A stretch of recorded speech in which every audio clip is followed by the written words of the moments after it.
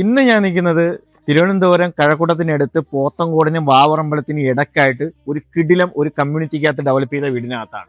വീടിന്റെ മുന്നിലാണ് ഒരു നല്ല 4.25 സെന്റിൽ 1950 സ്ക്വയർ ഫീറ്റുള്ള ഒരു കിടിലം 4 BHK. അതിന്റെ എലിവേഷനൊക്കെ നോക്കുകയാണെങ്കിൽ വലിയൊരു വീടാണ്.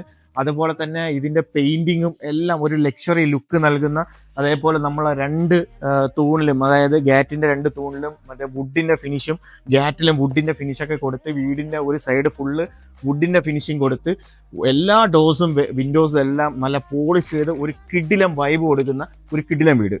അതിന്റെ ഉള്ളിലേക്ക് നമ്മൾ കയറുമ്പോൾ 4 BHK ആണ്. നമ്മൾ 4.25 സെന്റ് എന്ന് പറയുമ്പോൾ നല്ല വലിയൊരു വീടായിട്ട് തോന്നുന്നതിന്റെ കാരണം ഈ ലാൻഡ് ഇരിക്കുന്ന നല്ല നീളത്തിനാണ്. അപ്പൊ നീളത്തിന് തന്നെയാണ് ആ വീടും അതേ ലെവലിൽ നീളത്തിന് വെച്ചതുകൊണ്ട് നല്ല കിടിലം വലിയ വീടായിട്ട് നമുക്കത് ഫീൽ ചെയ്യും. ഏകദേശം ഒരു 2500-3000 സ്ക്വയർ ഫീറ്റിന്റെ വീടായിട്ടാണ് നമുക്ക് ഫീൽ ചെയ്യുന്നത്. നമ്മൾ കയറി വരുമ്പോൾ തന്നെ ഒരു നല്ലൊരു ലിവിങ് ഏരിയ സ്പേസ് കൊടുത്തിട്ടുണ്ട്. ഈ വീടിന് നിർമ്മിച്ചിരിക്കുന്നത് എല്ലാ സ്പേസും അവർ യൂസ് ചെയ്തുകൊണ്ട് തന്നെയാണ്, അവർ കറക്റ്റ് ലെവലിൽ തന്നെയാണ് അത് യൂസ് ചെയ്തിരിക്കുന്നത്. നമുക്ക് TV യൂണിറ്റ് കയറി വരുമ്പോൾ തന്നെ ഒരു ലിവിങ് ഏരിയ സ്പേസ്, ആ ലിവിങ് ഏരിയ സ്പേസിനകത്ത് ഒരു TV യൂണിറ്റ് കൊടുത്തിട്ടുണ്ട്. അതേപോലെ തന്നെ ഇട സൈഡിൽ ഒരു ബെഡ്റൂം അത്യാവശ്യം വലുപ്പത്തിൽ തന്നെയാണ് ഇതിന്റെ ബെഡ്റൂം കൊടുത്തിരിക്കുന്നത്. കുഴപ്പമില്ല, നല്ല ബെഡ്റൂമാണ്. അതുപോലെ തന്നെ വലിയ വിൻഡോസ് ഒക്കെ നല്ല വലിയ വലിപ്പത്തിലുള്ള വിൻഡോസ് ആണ് കൊടുത്തിരിക്കുന്ന. ഒരു വാർഡ്രോബ് നൽകിയിട്ടുണ്ട്.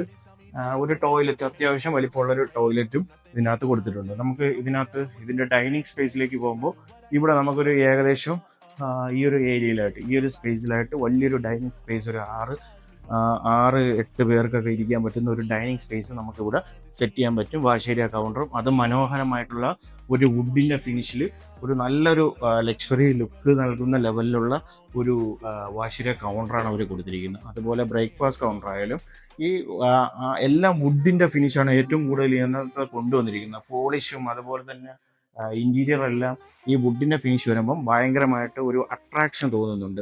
അതുപോലെ തന്നെ നല്ല നീളത്തിനുള്ള ഒരു കിച്ചൺ സ്പേസ് ഇതിനകത്ത് കാരണം വീടിന്റെ ആ വലിപ്പം ആ ലെവലിലാണ്, അതുകൊണ്ട് തന്നെ നല്ല നീളത്തിനാണ് ഈ കിച്ചൺ സ്പേസ് കൊടുത്തിരിക്കുന്നത്.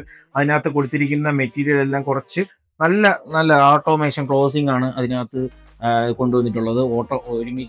അതായത് തന്നെത്താനെ പോയി അടയുന്ന ലെവലിൽ നല്ല, അത് മുകളിലത്തെ ഭാഗത്തൊക്കെ ഒരു നല്ല ഒരു വുഡിന്റെ ഫിനിഷ് തന്നെയാണ്. ഇതിനകത്ത് ഒരു ചെറിയൊരു വർക്ക് ഏരിയ സ്പേസ് സെപ്പറേഷൻ എന്നുള്ള നിലയിലേക്ക്.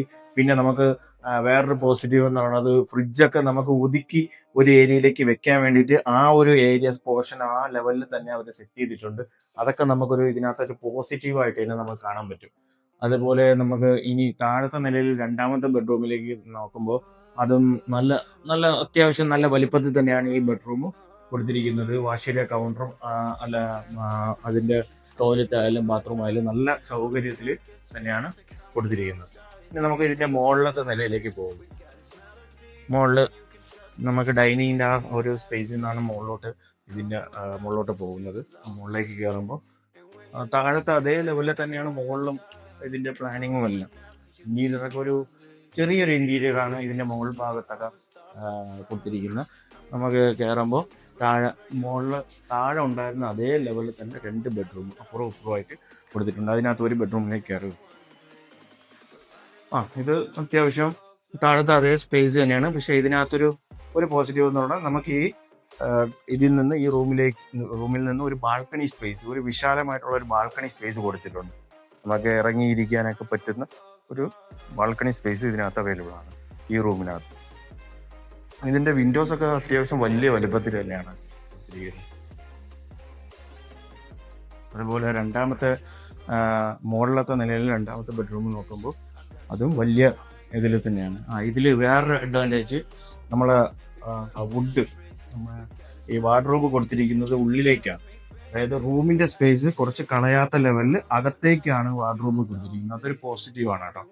ചില വീടുകളിലൊക്കെ അങ്ങനെ ഒരു പ്ലാനിങ് വന്നു കഴിഞ്ഞാൽ നമുക്ക് ആ വുഡ് അവിടെ കഴിഞ്ഞു കഴിഞ്ഞാൽ ഒരു വാർഡ്രോബ് വെച്ച് കഴിഞ്ഞതിന് ശേഷമുള്ള സ്പേസ് നമുക്ക് യൂസ് ചെയ്യാൻ പറ്റാത്തൊരവസ്ഥയാണ് പലയിടത്തും ഉണ്ടാകുന്നത്. പക്ഷെ അതൊക്കെ നമുക്ക് ഇവിടെ എന്ത് ചെയ്യാം, പരിഹരിക്കാൻ കഴിയുന്നു. അതൊക്കെ ഒരു നല്ലൊരു കാര്യമാണ് ചെയ്തിരിക്കുന്നത്. പിന്നെ അതുപോലെ പുറത്തേക്ക് ഇറങ്ങുമ്പം ടെറസിലേക്ക് പോകാനുള്ള ഏരിയയിൽ എല്ലാം നല്ല അടിപൊളിയായിട്ട് നല്ല ഫിനിഷിങ്ങിൽ തന്നെ അവർ വാട്ടർ പ്രൂഫിംഗ് ഒക്കെ ചെയ്തിട്ടുണ്ട്. ഇവിടെ നനയാത്ത ലെവലിൽ ഒരു വാഷിംഗ് മെഷീൻ വെക്കാനുള്ള സ്പേസും അവർ കൊടുത്തിട്ടുണ്ട്. ഇവിടേക്ക് ഒരു നമുക്കൊരു ഷീറ്റൊക്കെ ഇട്ട് മറിച്ച് കഴിഞ്ഞാൽ അവിടെ തുണിയൊക്കെ അത്യാവശ്യം വിരിക്കാൻ പറ്റുന്ന ലെവലിൽ തന്നെയാണ് ഉള്ളത്. നമുക്കിതിൻ്റെ മുകളിലത്തെ നിലയിൽ വലിയൊരു നല്ല വിശാലമായിട്ടുള്ള ഒരു ബാൽക്കണി സ്പേസ്, ഹോളിൽ നിന്ന് ഇറങ്ങുമ്പോൾ വലിയൊരു ബാൽക്കണി സ്പേസ് അവൈലബിൾ ആണ്.